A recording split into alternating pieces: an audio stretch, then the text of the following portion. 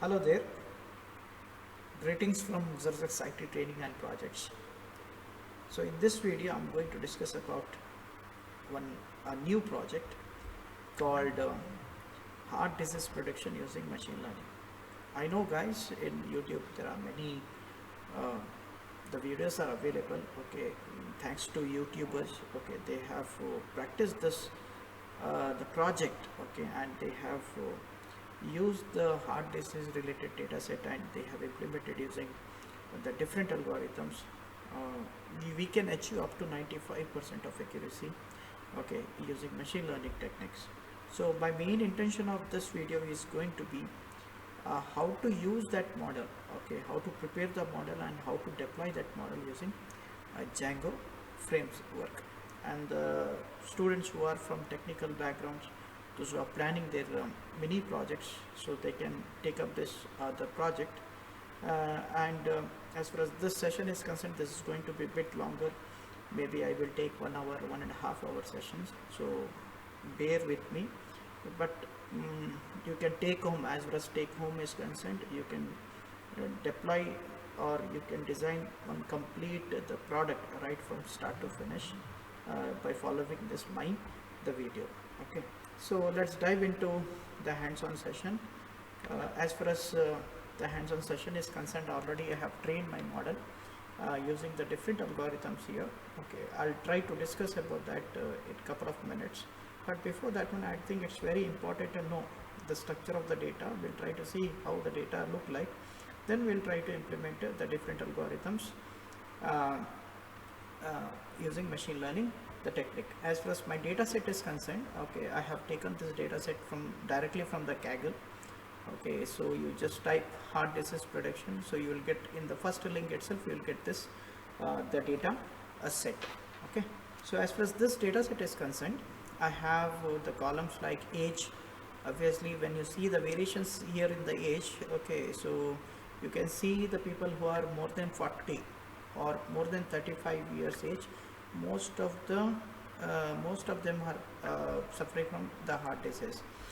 We cannot say that the people who are greater than more than 35, they only suffer from the heart disease. There are chances, but as per the data set is concerned, okay, so most of the data is having the people who are suffering from the disease, who are having more than 35 years age. Next is, we have obviously the gender. We have 1 for male and 0 for female. Most important, next we have another feature called CP. CP stands for chest pain type. Okay, as far as chest pain type is concerned, there are two possibilities here. One is because of the acidity. Obviously, when the people are having acidity, okay, so they suffer from chest pain. So such chest pains are called retro tunnel burning systems. There is an initial stage when it comes to the heart disease. The initial stage is, we say, aginal pectoris. That is the initial stage of the heart attack. Understood? There are two types there. Again, stable as well as the unstable. Test BPS. Obviously, test BPS is nothing but the resting blood pressure, which we calculate in terms of mm by Hg. Okay, so SI units are going to change. Okay, as a data scientist, you should know, okay, how to handle these different categories of the data here. Understood? So the normal, when we talk about the BP, the normal will be 120 to 120 by 80 is the normal one. So if it is increasing, means the chances of heart attack are more here. Next we have cholesterol. Okay, serum cholesterol, we calculate this one in terms of mg by dl, and the normal range is around 80 to 120. Okay, so next is that is when the body is in normal position. As far as this data is concerned, we have taken when the body is in the normal position. Now next we have FBS. FBS stands for fasting blood sugar. Okay, the fasting blood sugar is nothing but the blood sugar level what we have taken when in the empty stomach. Okay, so that is there. Now next is ECG. We have REST ECG. So REST electrocardiographic results. Okay, that is that indicates this REST EGC are calculated to check the heart abnormalities. Okay, heart abnormalities which we see. Kalash we have maximum heart rate. Okay, achieved. So maximum heart rate, it should be minimum of 70 heartbeats per minute, not per minute, per second. Okay, so that calculations are there. Now next is we have exchange. Exchange is nothing but exercise induced angina we have. Okay, all peak we have depression induced by exercise related to the rest. Exercise very important. Okay, so when the obesity is one of the major issue, I can say. Okay, for the heart. So what you eat. Okay, so I recommend to do the exercises. Okay, so next we have slope, CA we have, THL we have. So these are my features. Okay, X values I can say. Next we have the target. So this is nothing but the dependent the function target.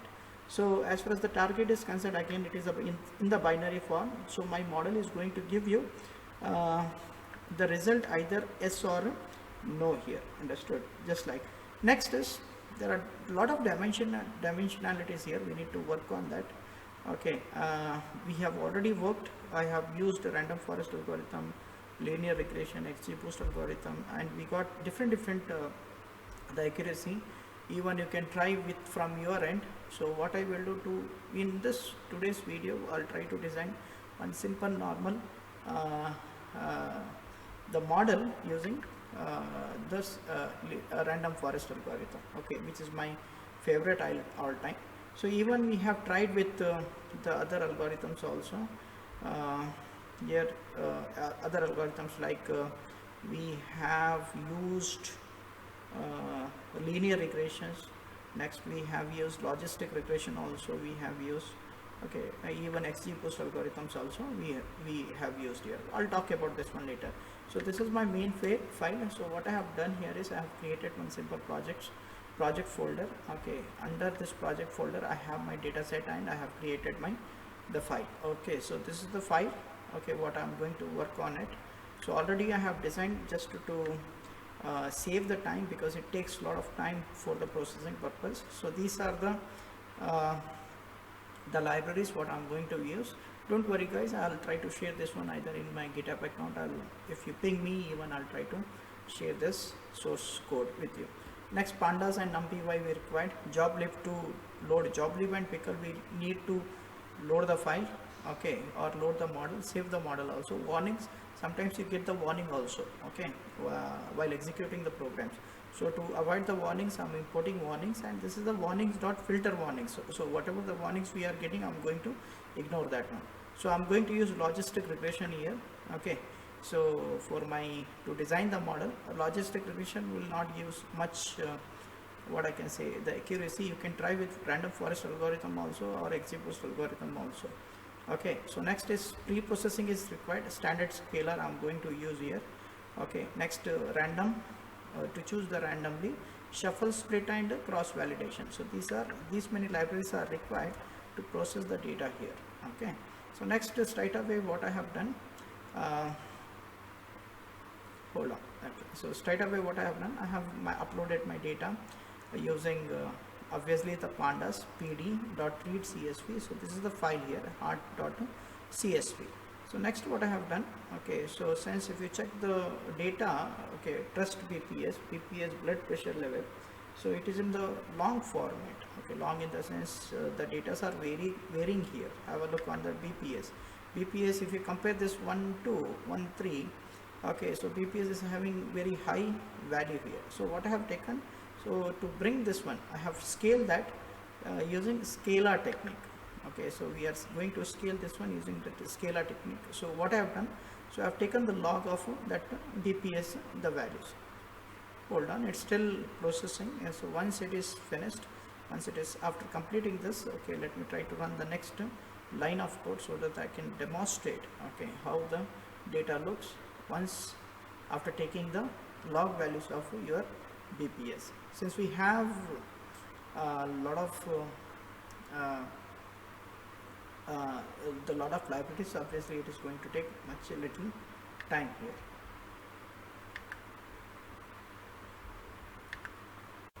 Okay, then it got executed. Now next is to run my the next line of code. So in the next line of code, what I have done, I have just I'm just uploading the file using PD. Okay, so pandas variable. Next is since this BPS is having the lengthy values, so what I have done, so I have taken the log values of that. Similarly, okay, I'm going to drop my FBS. I don't want FBS, which is nothing but FBS is nothing but the fasting blood sugar. Next is CA also I don't want. Okay, so I'm going to drop those two columns. Next is we need cholesterol. Cholesterol is also having the variations. You can check the outliers. Okay, the cholesterols are also having the heavy, the very big the values. So what I have done, even I have taken the log values of the cholesterol also. Next is target. I'm going to save the target in my variable called target, and I'm going to check how many the features are available in my data set. As far as the features are concerned, I have around 12 the features including the target. Now next is, if you want to check how the data look like now, so you can directly run data.head, where data is nothing but my variable. Head is a function generally we use to display the 5 records. Okay, have a look on this. If you compare this, now that BPS and cholesterol is taking the log values of BPS and the cholesterol here. Okay, so now next is in the same way, if you want to check the first 5 records and the last 5 records, you can check using, okay, but just to run data, so it will display, okay, the first 5 records and the last 5 records of the your data. Okay, so data is almost clean here. Okay, so I did not to worry about the data, the cleaning, feature engineering I'm not going to do. But in the other the project, same I have tried with other algorithms. There I have done some feature scaling, okay, scalar standardization, etc. Next, what I have done, so I have assigned y value, feature column I are having my x value, and the predicted class is going to have the targeted value here. Understood? So next is, once after successful completion of that, so I'm going to have the values here, since it is in the other formats. Okay, so density, okay, when we talk about the density of this data is completely different here. So I'm going to convert these into the values here. Okay, using the method called the values. So feature column and predicted column I'm calling, which is under my data. So you call the values. Okay, so it is going to convert it into your respective the values, numerical data. Next is, I'm going to use xtrain, xtest, ytrain, ytest, okay, to split the data in terms of x and y. Okay, x and y, so that I can pass that one to my logistic regressor. So now the data will look like this. Have a look on the data. So that totally it has changed now. I'm having the data in the array format now. Okay, so I can pass this one easily, okay, to the algorithm. Next to the most important, you might have seen, I guess. So here we have some 0 values. You take exchange are having 0 values. Here, okay, ECG, when you talk about to ECG, it is having 0 value. Okay, so this next, in the same, if we check all the other, okay, in somewhere in the BPS and cholesterol, okay, we come across with a 0 value. CP also you take, CP is having certain zeros value. So if 0 values are there, means it is obviously it is not going to give me the accurate result. Understood? So what I will do, all those zeros I'm going to replace with the mean values with respect to the columns. Okay, to do that, okay, I'm going to use the simple imputer function. Okay, so it try to search all the 0 values and try to replace that one with the mean value here. So I'm going to call one variable called fill value, simple imputer, missing values is equal to 0, stage, okay, and all those missing value 0 values I'm going to replace that one with the mean. Next, I'm going to update my xtrain and xtest by using the method called fit transform. Okay, so fit transform, let me try to run this. So that imputer itself will take care of all the searching the zeros values, and it is going to replace all those zeros with the mean value here. Now next is, since this is my all-time favorite, the algorithm, you can use this one for random forest classifier. You can use for classification, random forest regressor you can use for the regression the purpose. Okay, so here I'm going to use the random forest classifier. I have created one the variable for random forest classifier. Okay, I'm going to fit my data. Okay, so I'm going to use this random forest algorithm in the random state. I'm going to use. Now next is I'm going to pass my x-train, y-train, the data here. Let me try to run this. Okay, so hold on, let me run shift and enter it. It will execute. Let's see whether is there any error. Oh, good, so far so good. Okay, so it got executed. That means I can use now random forest algorithm, and my random forest algorithm is stored here. So next is let's try to convert that one into model.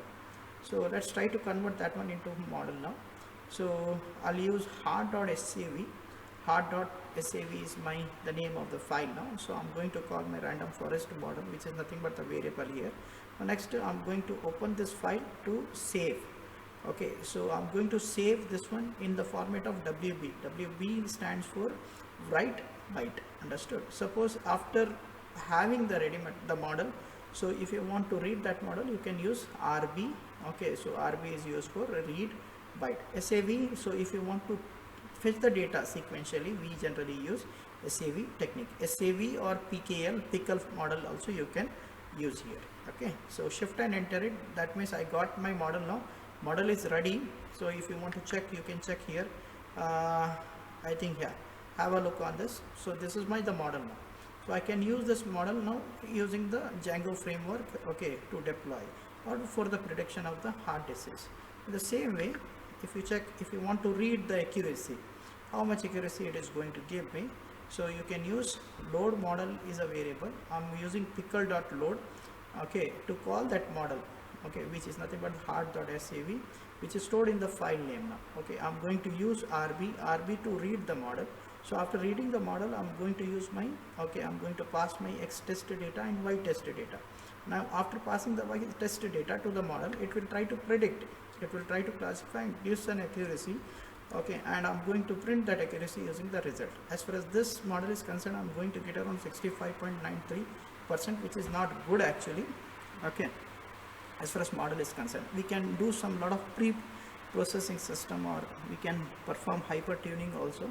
In my other Jupyter notebook, what I have done, I have pre-processed this data. Okay, pre-processing, lot of pre-processing has been taken place here.